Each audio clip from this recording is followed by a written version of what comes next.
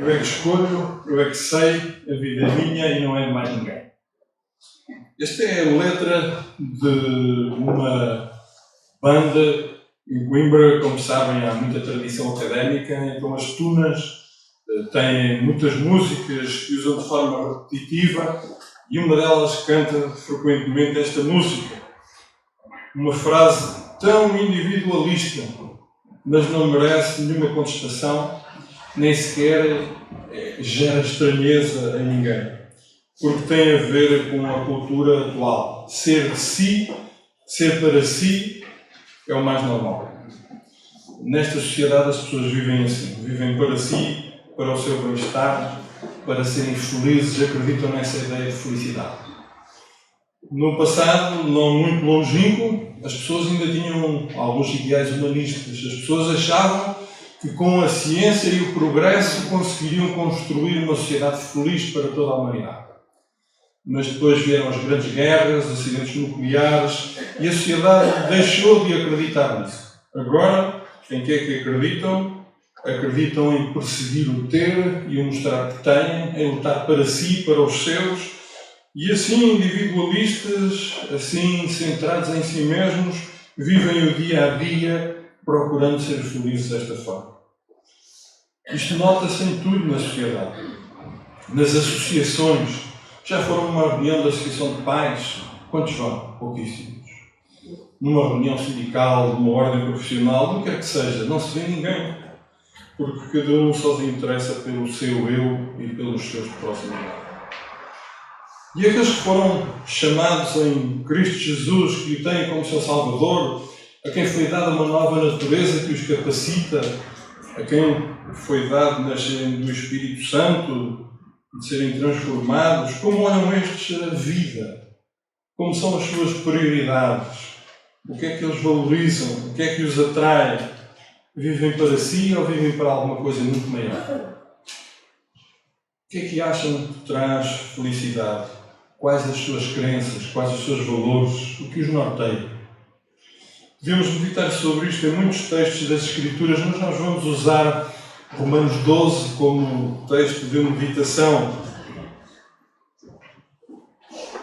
Paulo, nesta carta aos Romanos, começa por apresentar as doutrinas essenciais da fé cristã.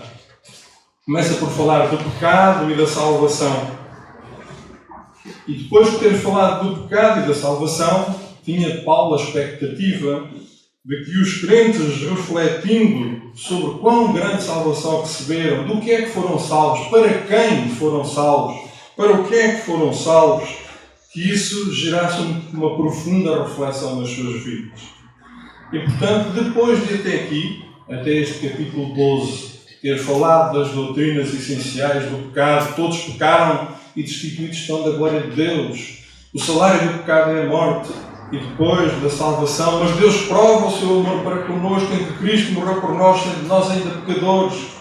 E depois a saber, se no teu coração creres e confessares que Deus o ressuscitou dos mortos, serás salvo. Estabelecendo estas doutrinas, então esperava Paulo que agora os seus leitores pudessem refletir sobre o modo de viver do cristão. Como deve viver aquele que foi alvo de uma tão grande salvação?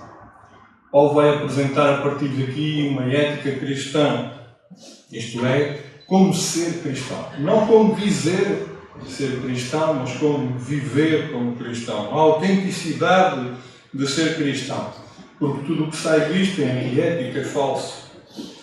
E portanto, neste texto, a partir aqui do capítulo 12, há uma ideia central que atravessa toda esta secção, que fala de paz e de unidade, tendo por base o amor, e fala por isso das relações e de como devem ser elas entre os crentes e também no exterior com aqueles que não são crentes, como devemos viver.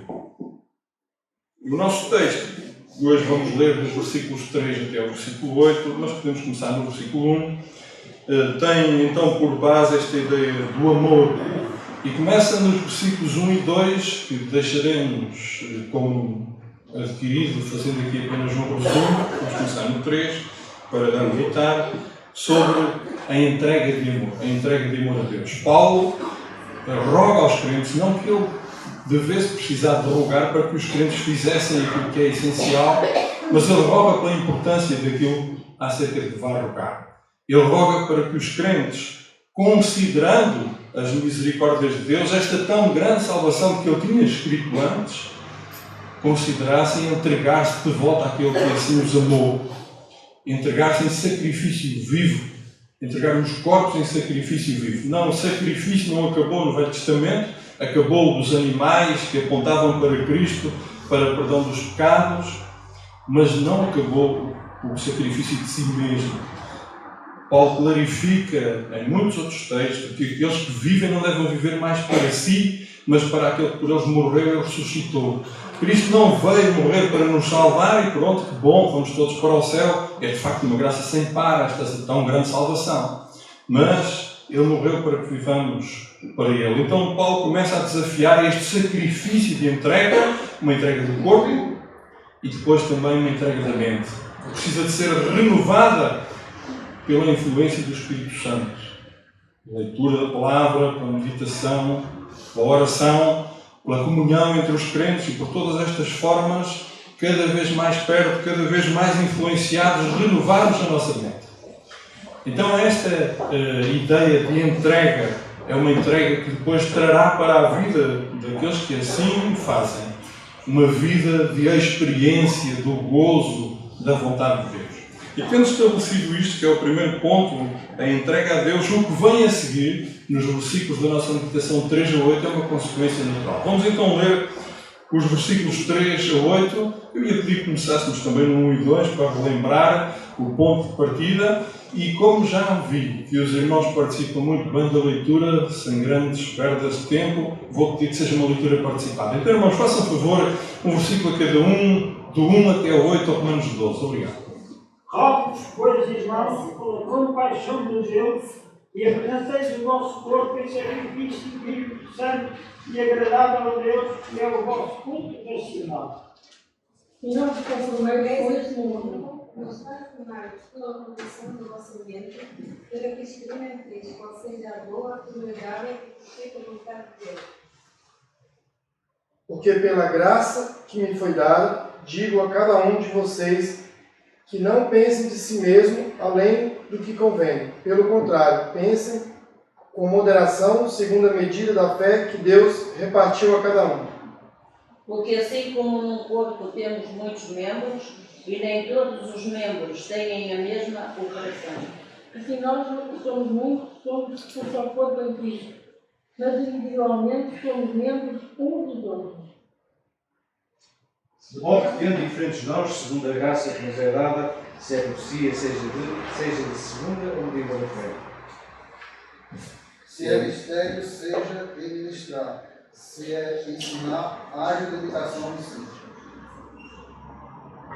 Ou o que exorta, use esse dom, sem exultar o que repara. Faça com liberalidade o que precisa, com cuidado o que existe, misericórdia com alívio. Muito obrigado. Então, nunca esquecendo que o primeiro ponto já está lá nos versículos 1 e 2, que é a entrega de volta àquele que nos amou. O segundo ponto é a entrega de amor aos outros, através do uso dos dons a favor do corpo. E o versículo 3 começa por dizer: por isso, pela graça que me é dada, diga a cada um de entre vós que não pense de si mesmo além do que convém. Antes, pense com moderação, conforme a medida da fé que Deus repartiu a cada um. Por isso é uma conjunção conclusiva. Isto é, compreendendo que devemos dar-nos de volta àquele que nos amou, tendo feito isso e tendo experienciado cada vez mais a sua vontade, o que vem a seguir é uma consequência natural. E a consequência natural é, como iremos meditar, entregar-se aos irmãos. Esta graça que foi dada a Paulo é apresentada em primeiro lugar. De facto, Paulo recebeu do Senhor o dom de apóstolo e a autoridade para exercer esse dom e, portanto, ele apresenta isso como uma graça, como um favor. É verdade que a mente humana pode ser propensa a envaidecer-se com as capacidades que tem, com os dons que tem, e, de uma forma carnal, pode sobrevalorizar aquilo que recebeu da parte do Espírito Santo, pode achar particularmente importante o dom que recebeu, mas isso é se encarar o dom de uma forma carnal, que é exatamente o que ele não é, porque ele foi dado pelo Espírito Santo. Não é da característica do indivíduo, não é da carne. E, portanto, cada um não deve pensar acerca de si mesmo mais do que convém. Antes, diz o texto, deve pensar com moderação. Ou seja, ninguém pode achar-se melhor do que os outros porque recebeu um determinado dom. Antes, ele igualmente, como os outros, os vão receber do Espírito Santo. Do mesmo Espírito, todos receberam dons. E, por isso, cada um de nós deve sentir-se um de entre muitos. Um dos muitos que receberam poderes do Espírito Santo para o desempenho de uma responsabilidade específica na Igreja. Não para a glória própria, exclusivamente para a glória de Deus. E daqui decorrem duas noções muito diretas, muito fáceis de entender, que é a noção de humildade e a noção de interdependência. Não, nenhum de nós é mais do que ninguém, independentemente do dom que tenha. São dons dados pelo Espírito Santo. Interdependência porquê? Porque Deus atribuiu dons diferentes a cada um de nós e por isso cada um recebeu o seu para o usar na Igreja para a bênção dos outros e por isso, como nenhum de nós possui todos precisamos uns dos outros e do exercício do dom de cada um. Então, o primeiro ponto que agora nós encontramos nos versículos 4 e 5, primeiro subponto, é o corpo humano, todos um e cada um dos outros. Todos um e cada um dos outros não é uma frase muito bonita que eu arquitetei para vos dizer. Sai com toda a naturalidade do texto. Reparem no texto. Porque assim como em um corpo temos muitos membros e nem todos os membros têm a mesma operação, assim nós, que somos muitos, somos um só corpo em Cristo. Mas individualmente somos membros uns dos outros. Segue-se então esta apropriada ilustração do corpo humano. Também Paulo apresenta, por exemplo, 1 aos Coríntios 12, 27. Todos diferentes, todos com diferentes funções, mesmo que possa parecer nenhum mais importante do que o outro, todos dependem de todos e juntos constituem uma unidade que é o corpo de Cristo. E esta é uma maravilhosa combinação das diferentes funções, dos diferentes contributos dos órgãos, dos membros. E assim, desta maneira, o corpo vive, cresce, aperfeiçoa-se em amor. É tão simples esta ilustração, tão fácil de compreender, mas se calhar por isso também tão banalizada, tão pouco valorizada, se calhar até desvalorizada. Reparem no funcionamento do nosso corpo. Se algum órgão do corpo decidisse deixar de funcionar, por qualquer motivo estranho, por cansaço, por achar que os outros tinham mais importância do que ele, por qualquer outra razão, não importa qual, por egoísmo, não importa. Bom, acho que nós percebemos bem que se o nosso coração se cansar, rapidamente termina a vida. Também temos facilidade em perceber que se os nossos pulmões não funcionarem, acontece rapidamente o mesmo. Se o nosso cérebro não funcionar, deixamos de ser nós e de existir. E depois começamos a esquecer outros órgãos. Se os rins não funcionassem, a mesma coisa. Se o fígado não funcionasse, a mesma coisa. E vamos desvalorizando, se calhar, os outros, talvez, não sei. Mas se um dia tropeçarem e baterem com o dedo mínimo numa pedra, terão consciência de que esse não importa para mais do que o nosso equilíbrio. E quando ele sofre, todo o corpo sofre com ele. Então, não há possibilidade de ver a vida no corpo com algum órgão que seja, por menor que seja, a recusar-se a trabalhar para o todo. No entanto, às vezes não consideramos isto desta maneira no corpo de Cristo. Às vezes não atribuímos este peso e este valor de um corpo em que todos os membros precisam desesperadamente uns dos outros para funcionarem bem, para terem qualidade de vida, para crescerem, para se desenvolverem, para terem uma vida harmoniosa, prazerosa, que dá glória ao Senhor do corpo. É verdade. Pertencemos ao Senhor, em primeiro lugar, e depois pertencemos uns aos outros. Somos uns dos outros e não somos de nós mesmos. também há um aspecto curioso aqui na tradução da palavra corpo, é que é mais do que só o corpo físico esta ilustração. Aquilo que nós temos aqui é uma ideia de vida em Cristo. Aquilo que nós temos aqui não é só o corpo visível da Igreja, visível, mas é a noção de corpo místico do Senhor Jesus Cristo. Todos os que têm uma nova vida em Cristo, todos os que nasceram do Espírito Santo, fazem parte deste corpo, uma só unidade, e de facto um corpo que possui vida eterna. E a principal característica que deve existir neste corpo é que cada um dos membros do corpo ama os seus iguais. Ama os que foram nascidos do mesmo Espírito, os que são dotados de uma mesma natureza. E a Escritura vai mais longe e diz que quando este sentimento de amor não está presente, temos toda a legitimidade em pôr em causa se essa pessoa pertence ou não pertence ao corpo. Não sou eu que faço esta afirmação forte, é a palavra do Senhor. Reparem, por exemplo, que eu vou pedir ao meu irmão que leia para nós 1 de João, capítulo 3, versículos 10 e 14. O irmão ou a irmã, primeiro que encontrarem, 1 de João 3, 10 e 14.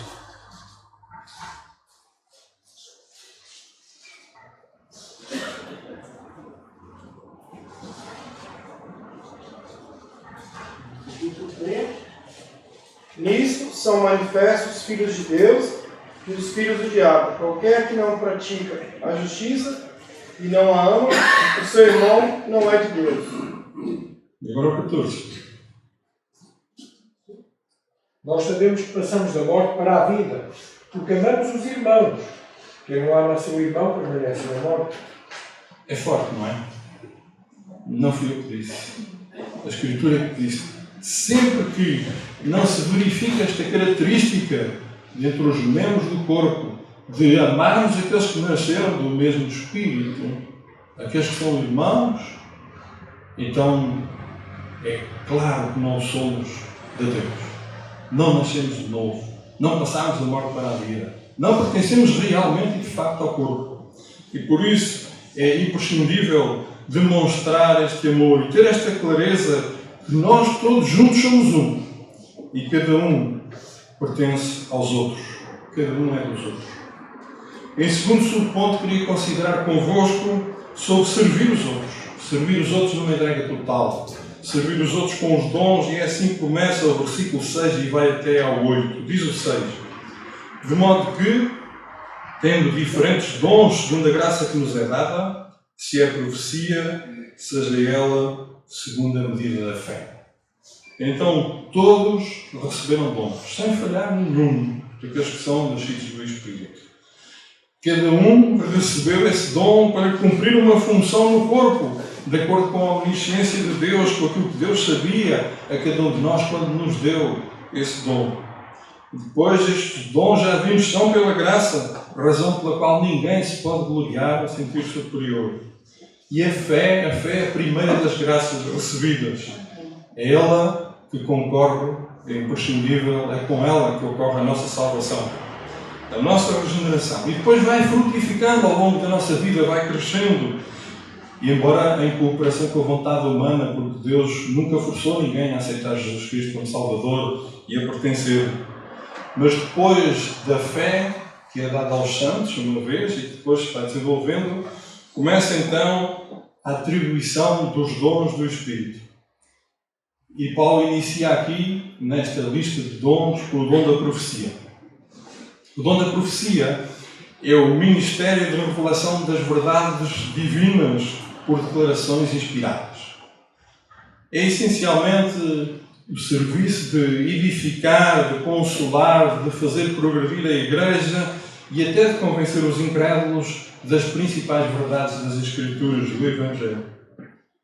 E o texto depois diz, se alguém exerce este dom de profecia, de transmitir as verdades de Deus com uma inspiração especial, este deve exercê-la segundo a medida da fé. Isto é, de acordo com a forma como se entrega a Deus como servo para ser usado, para ser instrumentado. Cada homem e cada mulher tem um determinado desenvolvimento espiritual e deve exercer o seu dom, neste caso da profecia, com a totalidade desse desenvolvimento espiritual, ou seja, de acordo com a proporção da fé. Isto é, com a força, o fervor, com as qualidades que Deus lhe concedeu no seu estado espiritual. Isto é, com todo o empenho. Prossegue o versículo 7. E se é ministério, seja ministrar. Se é ensinar, haja dedicação ao ensino. O ministério é sempre esta noção de um serviço que é prestado a outra. Pode ser interpretado de várias maneiras, pode ser mais físico, como por exemplo o serviço de Marta, que aprontava as coisas para que tudo funcionasse. Pode ser mais espiritual, por exemplo, exercer o ministério da reconciliação. Mas aqui há a inclinação para considerar, sobretudo, atos de magnanimidade para com aqueles que são necessitados. E, portanto, uma perspectiva mais física de cuidado pelos outros. Mas diz aqui se é ministério, seja ministrar, e como vai acontecer no versículo seguinte, e depois terei a oportunidade de explicar, o grego às vezes é muito simples e quase que poupa nas palavras, mas a intencionalidade é a mesma da expressão que vem a seguir, e se é ensino, haja dedicação ao ensino. Portanto, comporta a mesma ideia de, se for ministério ou se for ensino, ser sempre de acordo com esta dedicação, com este empenho. Depois nós encontramos aqui também a possibilidade de uma comparação com Tiago, capítulo 2, versículos 14 a 20, esse texto que nos fala de comprovar que temos fé. Isto é, o exercício do ministério a favor dos outros é uma demonstração da fé. O cuidado que precisamos ter com os outros. Tiago vai mais longe e diz que se não há provas, se não há evidências no teu cuidado para com os outros, cuidado, se calhar a fé é morta. A fé tem de ser provada, tem de se manifestar, tem de haver uma entrega aos outros. E por isso comprovar ter fé através deste ministério de cuidar das necessidades que os outros têm. E isto tem, de facto, um enorme impacto na vida daqueles que são abençoados. O nosso irmão estava aqui a falar de como sensibilizaram duas meninas que oraram por ele. Cuidar dos outros tem um impacto tremendo, quer físico, quer emocional. Faz bem. Depois, então, temos o que ensina, esmere-se ou dedique-se a fazê-lo ou faça com dedicação. E traz a noção de que aquele que tem o dom de ensinar deve aprimorar os seus conhecimentos, deve melhorar os seus métodos, deve ter interesse pelos seus aprendizes e não deve esquecer que o ensino é primeiro pelo exemplo. Tem de viver uma vida exemplar para depois poder ensinar. Para aqueles que olham para ele, perceberem que o que ele ensina não são palavras vãs, mas são coisas que têm impacto nas vidas, a começar pela sua.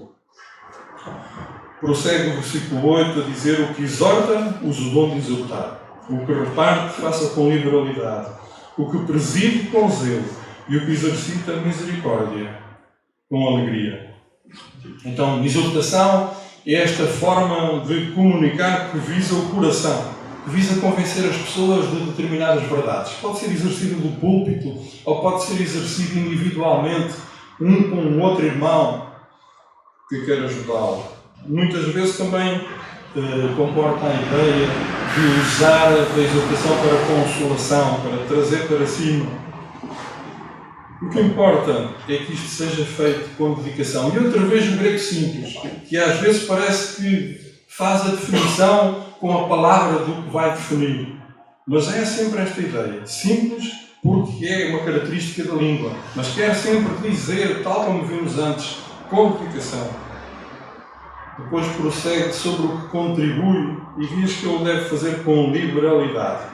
Isto é, com grande sensibilidade para aqueles que estão carenciados. Os cristãos devem ser generosos para com as pessoas que têm necessidades. E esta virtude, na altura da escritura deste texto do Médio Oriente, era uma virtude considerada nobre e das mais populares de todas. Este processo de cuidar dos necessitados, de contribuir com liberalidade. Sugere também a noção de simplicidade, que quer dizer o não ostentar. Não é diferente do ensino que o Senhor Jesus tinha apresentado no Sermão do Monte, lá no capítulo 6, quando dizia que a dádiva deve ser secreta. Se alguém quer dar alguma coisa a alguém para ser reconhecido, no momento em que é reconhecido já teve a recompensa que desejava e de Deus não vai receber mais nada. Mas aquele que dá em secreto, o Pai que vê em secreto certamente o recompensará. E, portanto, a dádiva, esta entrega de cuidar dos necessitados, deve ser unicamente na procura da glória de Deus. E Deus vai abençoar. Certamente Deus vai abençoar. Depois diz que o que preside deve fazê-lo com zelo. Aplica-se aos presbíteros, aos anciãos, aos pastores, à designação que preferirem, mas pode aplicar-se também a outras funções na Igreja. O que importa é que aquele que quer fazer funcionar a Igreja, que governa a Igreja, o faça com toda a dedicação, como se estivesse a tratar de um assunto seu, lá de sua casa, ou de um assunto do seu negócio, com a mesma intensidade, com o mesmo empenho, com o mesmo zelo, como das coisas a que tira proveito pessoal. Que eu tenha o mesmo empenho, que eu tenha o mesmo zelo. Depois vem o que exerce misericórdia, que o faça com alegria. É um dom a exercer com desenvoltura e júbilo. É a noção de que o ânimo e o gozo que exalam de um coração caloroso e que está a exercer misericórdia para com os outros, revela uma ligação ao divino. Aquele que assim ama, mostra Deus. Muitas vezes o júbilo de espírito com que ajudamos os outros leva mais bênção do que a dádiva concreta que lhe damos. E é o poder que tem esta forma de sermos semelhantes a Deus no cuidado.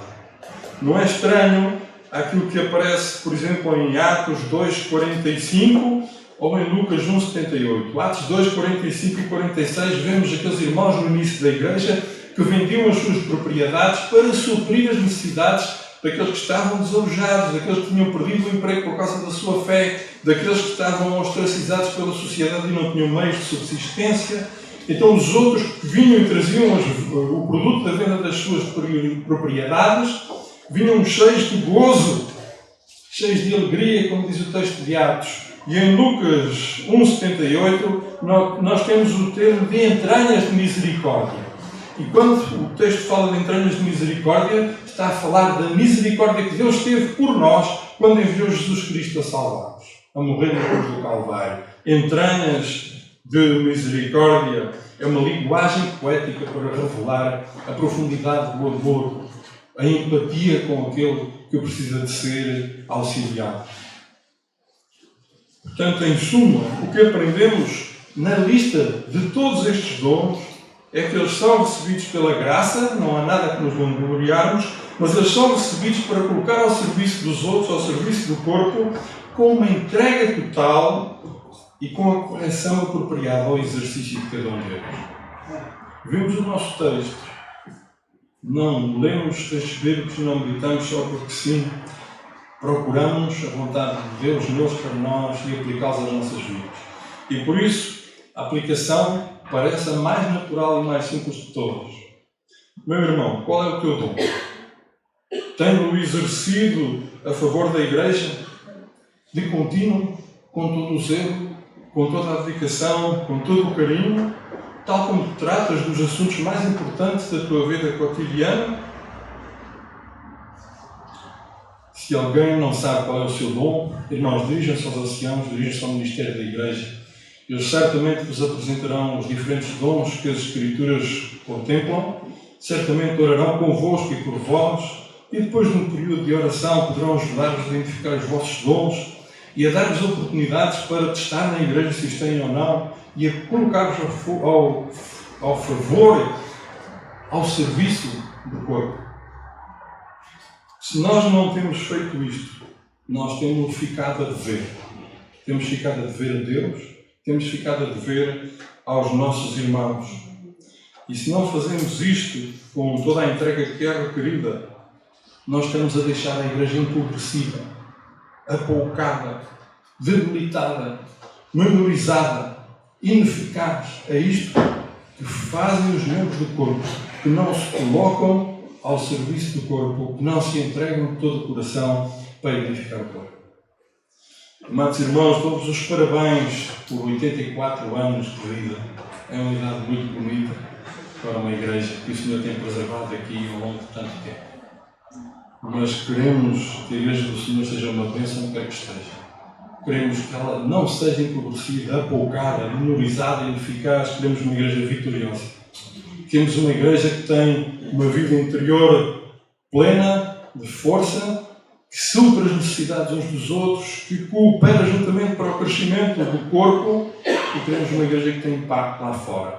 E isso só pode acontecer quando os membros da igreja usam os seus dons desta maneira que temos vindo a meditar com todo o zelo, toda a dedicação, em oferta e entrega ao Senhor e uns aos outros. Em resumo, para levarmos as ideias principais para casa, vou repetir os pontos que apresentei, nos quais meditamos, para a nossa memorização. Já vimos que este texto vem depois do anterior, versículos 1 e 2. Por causa da misericórdia e do amor de Deus para connosco, também nós devemos corresponder-lhe e entregar-nos a Ele em verdadeiro sacrifício de corpo e renovação da mente. E neste texto nós meditamos que devemos fazer uma entrega de amor aos outros, usando os dons a favor do corpo. Nos versículos 1 e 2 deixou isto claro.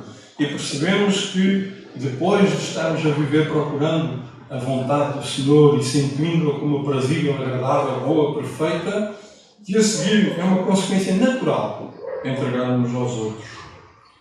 E o primeiro subponto que vimos neste corpo humano, todos um e cada um dos outros, lembrou-nos que todos somos diferentes, todos temos diferentes funções, nenhum é mais importante do que os outros, todos dependemos uns dos outros, do contributo de cada um, e só com o contributo de cada um constituímos uma unidade, um corpo. Pertencemos ao Senhor e pertencemos uns aos outros, não somos de nós mesmos. Em segundo subponto, nós vimos que servir os outros com os dons é uma questão de entrega total. E vimos, todos recebemos dons, cada um tem uma função a cumprir no corpo, o corpo precisa dessa função, essa função é propósito de Deus quando nos deu os dons, e portanto os dons têm de ser colocados ao serviço do corpo com a entrega total e com a correção que é apropriada ao exercício de cada um deles. Então, a pergunta é, irmãos, como é que nós vemos a igreja? A igreja é aquela casa onde fazem o que precisamos, os nossos casamentos, a entrega dos nossos filhos, os funerais, onde nós vamos quando temos vontade. Que perspectiva mais egoísta? Eu é que escolho, eu é que sei, a vida é minha e não é minha. Ou vemos a igreja como o corpo de Cristo, onde nós respondemos com entrega total, onde nós respondemos ao seu amor por nós, onde nós percebemos que pertencemos uns aos outros e onde vemos os dons como uma missão essencial que Deus nos deu para cuidar e operar o crescimento da igreja. De facto, estamos dispostos a usá-los com todo o zelo ou estamos dispostos a que a igreja continue menorizada, apoucada, inferiorizada e ineficaz? É que se assim for, todos devemos adoecer com isto, como adoece o corpo humano quando algum membro deixa de querer servir os outros.